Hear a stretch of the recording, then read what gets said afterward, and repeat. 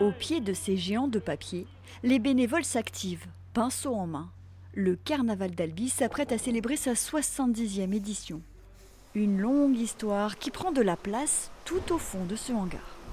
Donc là, nous arrivons dans le bâtiment où c'est qu'on met tous les anciens sujets des carnavals précédents.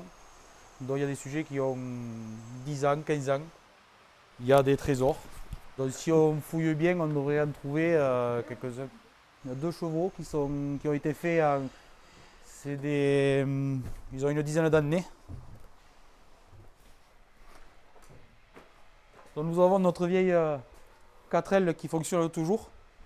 Chaque année, c'est notre mascotte du carnaval. Oh, c'est toutes les têtes à porter que nous avons. C'est les bénévoles qui défilent avec. Dans tout le pays, pour tous c'est vraiment un choc. Carnaval d'Albi. Des dizaines de programmes différents du carnaval d'Albi sont conservés aux archives départementales du Tarn. Un saut dans le temps, et voici le plus ancien. Il date de 1908. Au début du XXe siècle, commence à prendre forme le carnaval que l'on connaît aujourd'hui. Le carnaval apparaît à la belle époque, avec des chars, de carton-pâte. C'est un peu le modèle niçois. Et encore aujourd'hui, on est loin de faire aussi grandiose que Nice, mais c'est un peu ça.